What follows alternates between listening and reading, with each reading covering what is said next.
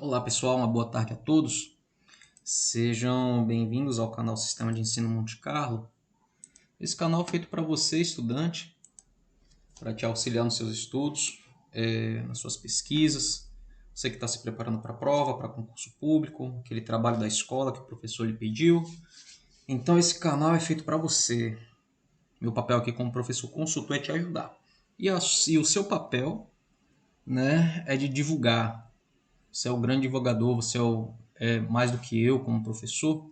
Você como aluno é quem ajuda esse canal a existir, porque é você quem dá a audiência, você que traz mais pessoas para cá para o canal, graças à sua inscrição, ao seu like, aos seus comentários e o seu compartilhamento. Então vamos juntos nessa corrente em prol de o ensino, principalmente o ensino público, com mais qualidade.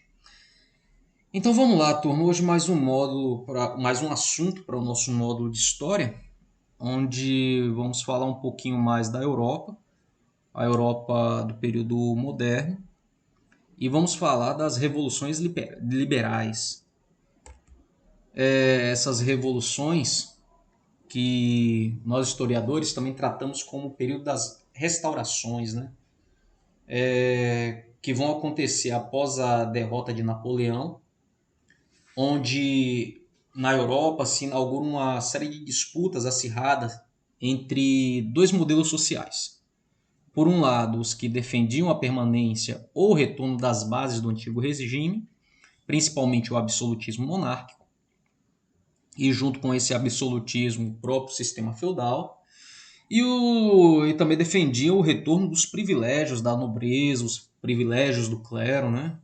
E de outro lado, os defensores do liberalismo político e de hierarquias sociais decorrentes do mérito individual e não da condição do nascimento. Então, de um lado, um grupo que queria manter as suas vantagens e os seus privilégios, e de um outro, um grupo que queria mais mobilidade social através de suas atividades. Os defensores do primeiro modelo predominaram desde o primeiro Congresso de Viena, isso em 1830. Nesse período conhecido como o período da Restauração, as monarquias destituídas por Napoleão regressaram ao trono. Constituições liberais que tinham sido aprovadas anteriormente foram suprimidas e regimes políticos autoritários, à exceção da Inglaterra, foram adotados na Europa. À exceção da Inglaterra, por quê? Porque a Inglaterra estava vivendo um outro momento, né? Ela estava vivendo o desenvolvimento industrial e que para ela tinha que continuar daquela forma. Mudanças, já bastavam as mudanças até ali.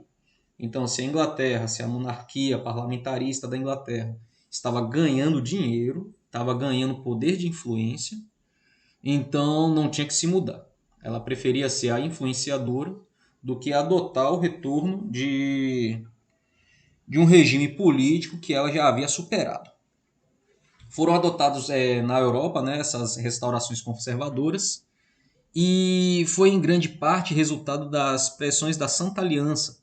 Essa Santa Aliança organizada pela Rússia, Áustria e pela Prússia. Os líderes do Congresso de Viena também estabeleceram um novo mapa político da Europa.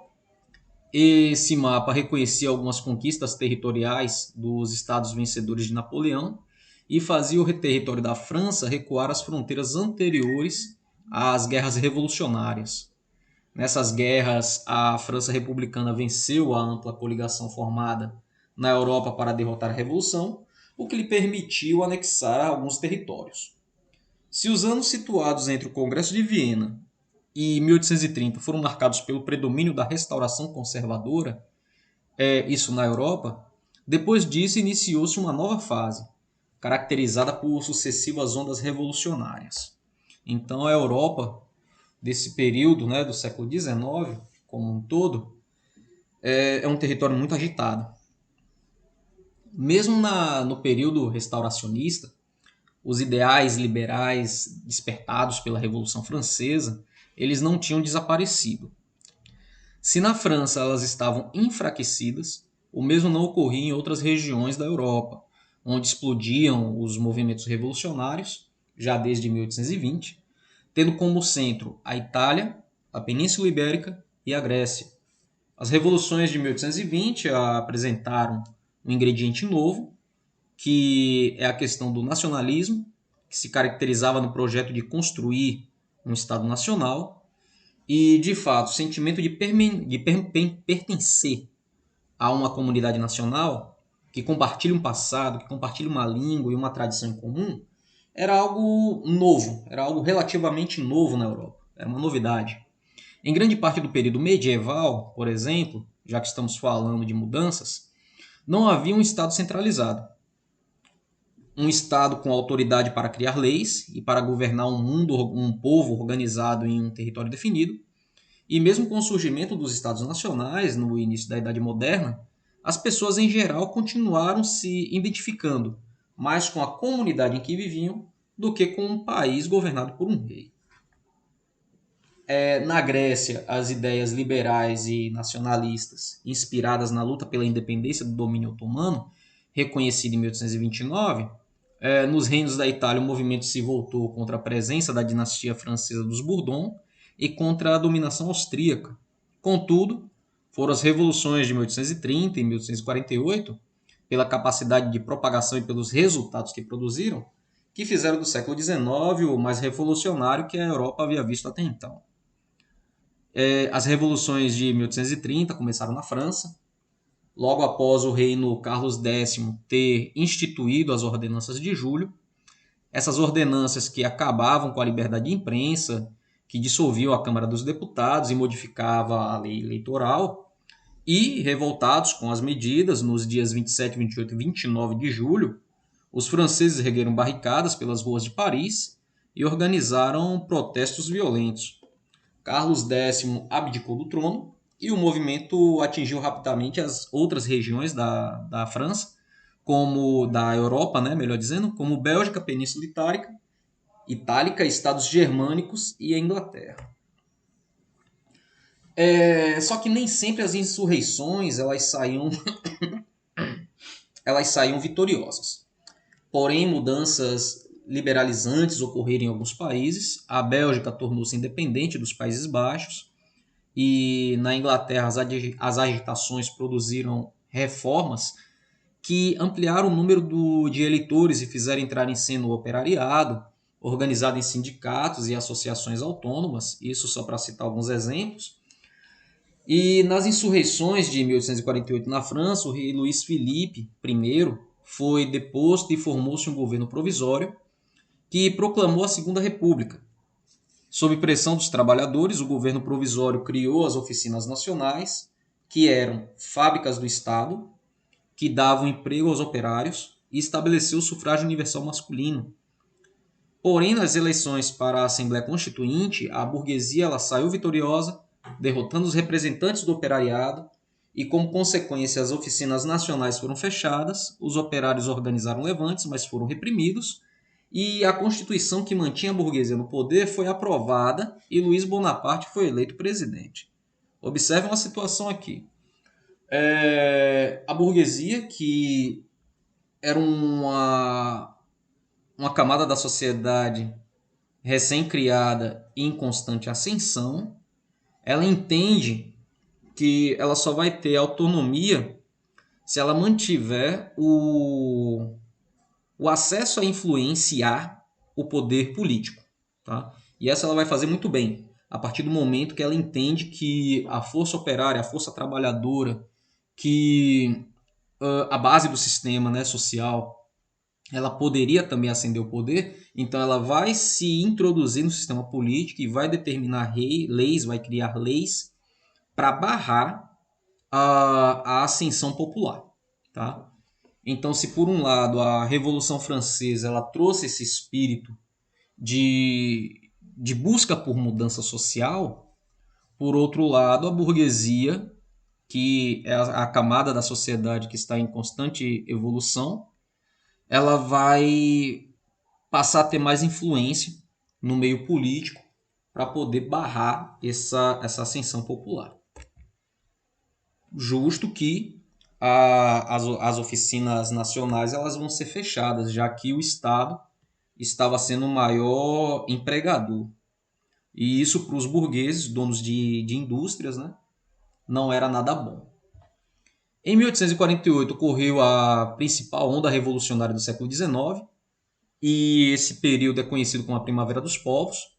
O movimento combinou as aspirações liberais da burguesia, os ideais nacionalistas e as reivindicações dos trabalhadores, mobilizando. A mobilização das camadas mais pobres foi impulsionada pela terrível crise econômica que atingiu toda a Europa entre 1846 e 1850, originada das péssimas colheitas agrícolas e que se propagou depois pelas cidades, onde o custo de vida se elevou, indústrias dispensaram os operários e fecharam as portas, e as empresas ferroviárias interromperam muitas obras.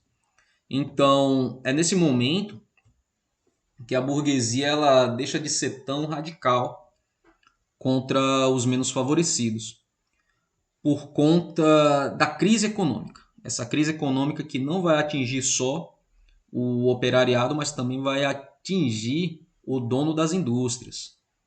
Se os burgueses agora são os formadores de opinião político, eles entendem que num momento de crise, recuar um passo é uma atitude muito inteligente para os seus negócios. Assim como na década anterior, a onda revolucionária de 1848 começou na França. Em Paris, os franceses proclamaram a Segunda República, pondo fim à monarquia.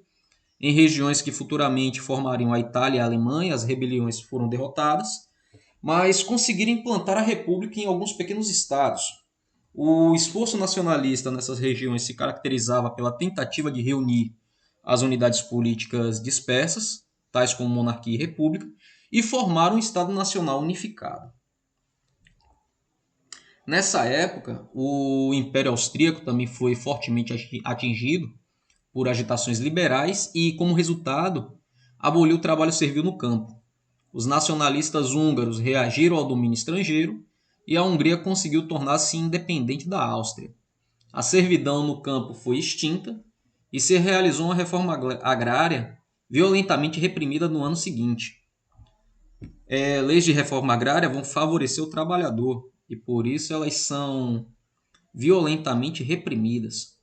As combinações dos ideais liberais, como nacionalismo e questões sociais, significou uma grande inovação nas lutas do período, né, desse período em questão, e expressou a revolta de vários grupos sociais à política conservadora da restauração.